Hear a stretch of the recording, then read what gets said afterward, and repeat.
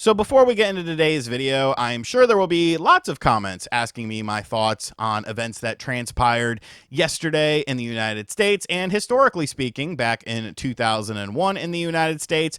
People might not like what I have to say, but that's fine. I respect you not liking what I say because it's just my opinion at the end of the day. I don't care who you pray to. I don't care who you sleep with. I don't care who you vote for. That's your business. That's your prerogative. And people can't even agree on the simplest thing. So I don't expect to live in a world where everyone agrees on every single thing. But I do think you need to respect other people and their belief systems, how they grew up, because everyone has a reason for the way that they ended up becoming as an adult. I don't understand why there's so much division on certain topics and certain subject matters, why you can't really talk to people about certain taboo topics, but it really sort of boils down to a divide and conquer mentality. The powers that be don't want people to be aligned. They want people to argue over opinions and get worked up about it and do crazy things because it makes it easier to control the masses. Do you honestly think that the powers that be want the world to be aligned, everyone to be in harmony, people of different races, sexes, creeds, religions, sexual orientations, all intermingling and getting along? No, they want division. They want to blur the lines of things and stuff like that. At the end of the day, just be a good person, man. Just take care of you, take care of your own, take care of the things that you can control, and respect other people. You don't have to agree with them. You don't have to like them. You don't have to, whatever. But just understand that not everyone is going to think that the way you think. Now, with all that being said, let's talk about some Switch 2 dev kit stuff, because that's why you're really here. Or at least that's why I hope you're here, because if you're coming to me for like political analysis, bro, I live in my own little world. Like, you're at the wrong place for stuff like that.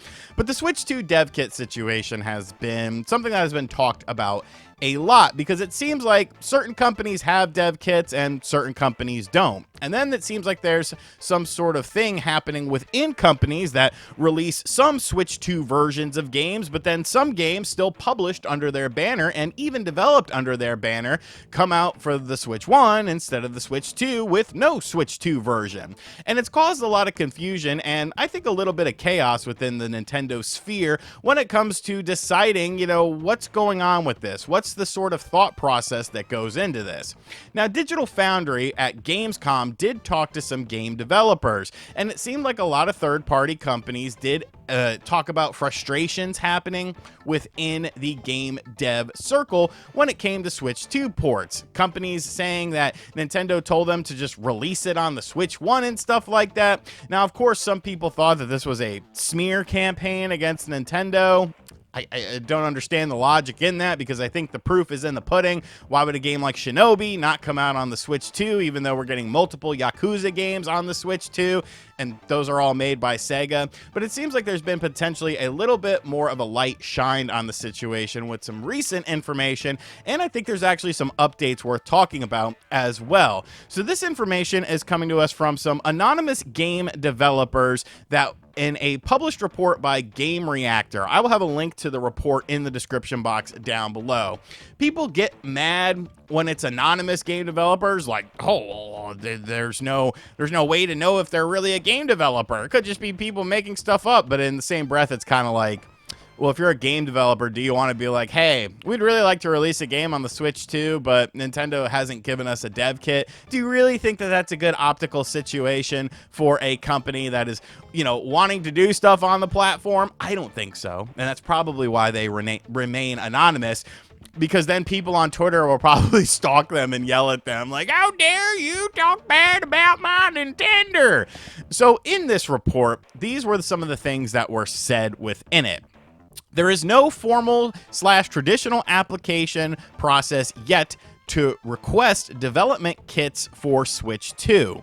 Unlike previous platforms from Nintendo, the usual staged approval method is not in place. Current kit allocations are done manually, one by one, based on the specific game rather than studio track record. So there are more things I want to go over with this, but I do want to highlight that part right there because I find that to be very interesting.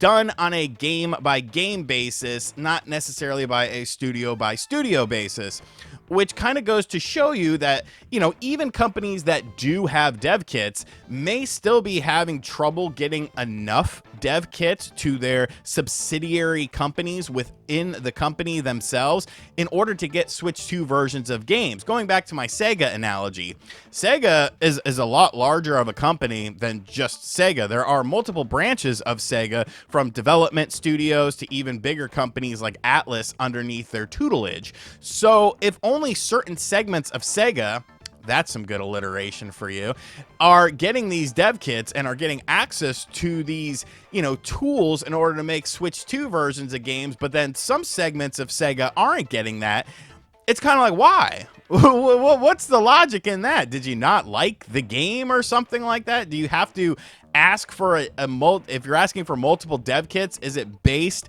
on the game and whether or not Nintendo feels there needs to be a Switch 2 version of it? Like, I don't know. I think that leads a lot of questions to be asked about this. Going on, it says that the selection process appears to be arbitrary and subjective, influenced by internal interest and preferences. It's unclear whether this is due to a shortage of manufactured dev kits or a strategy to prioritize select partners and titles ahead of launch before the broader third-party competition intensifies. And that is kind of something that we've heard previously as well. Going back to that Insider Gaming article that said that like the Switch 2 was going to have a rollout of like a first wave of stuff and like a second wave of stuff, and then the third wave was going to be when the floodgates really opened, and then everyone was bringing games over to the system. I think there was more truth in that report than many people thought initially, because even I had my doubts about that report when it was first unveiled, because it didn't really make sense to me. I get that you don't want to oversaturate things, and I think that does make sense, but when it's coming to a situation of where, the cream of the crop rises to the top, gamers are going to choose what kind of games they want to play, and some of the developers that you have prioritized to have Switch 2 dev kits haven't been exactly doing the finest job with their ports. Looking at you, Bandai Namco. It definitely leads a lot of questions to be asked about this situation. Now, there was another story that did come out recently about a free-to-play developer saying that Nintendo is not giving free-to-play developers Switch 2 dev kits because for whatever reason they don't seem to care about free-to-play games coming to the Switch 2 platform. Now, if you think about it, that was kind of a bit of a hollow statement. Maybe it was just based on their game and their company, because a game like Fortnite is of course already available on the platform, but I think that there is more proof that maybe that was just a case-by-case basis more so than a widespread basis, because recently Warframe, which was of course a free-to-play game that came out on the original Nintendo Switch, has now been confirmed to be getting a Switch 2 version of the game, and I'm sure that will look and run absolutely fantastic on the Switch 2.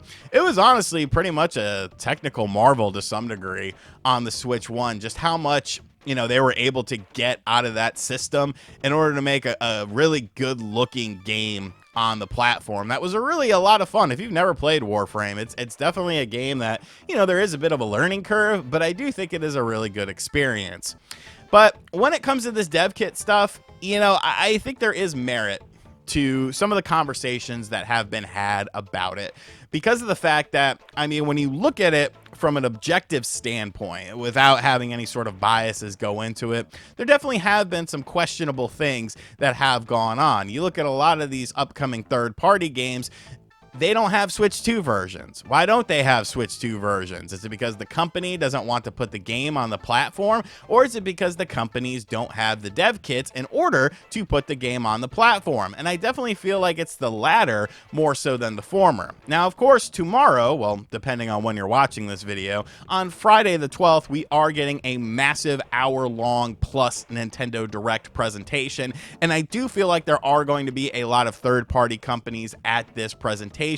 But one thing I want you guys to do is look at the companies that are involved and see if it's the same sort of companies that we've seen thus far on the Switch 2. Your Capcoms, your Bandai Namcos, certain segments of Sega, or see if it's kind of expanded a bit more. See if there are some companies who haven't announced Switch 2 projects that now have Switch 2 projects to announce, because now we're entering into another phase of the launch, cycle of this system. I think it's going to be a very interesting Nintendo Direct, and I think expectations are going to be very high, but I think Nintendo will be able to achieve something pretty solid tomorrow, and hopefully something very exciting. So that's kind of the latest and greatest in dev kit news right now. Like I said, this is something we'll probably look at, a year or two from now and be like, oh, it wasn't a big deal. And in retrospect, it probably won't be a big deal, but it is kind of weird.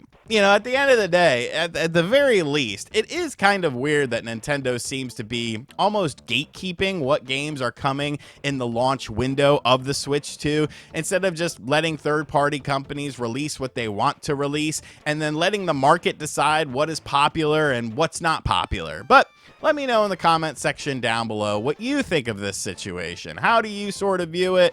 What do you expect to see tomorrow? Do you think that the floodgates are going to open? And as always, guys, thank you for checking out this video. If you are new to the channel, be sure to hit that subscribe button. Be sure to like, comment, and share. Hit the bell as well. And as always, I'll catch you guys on the next video.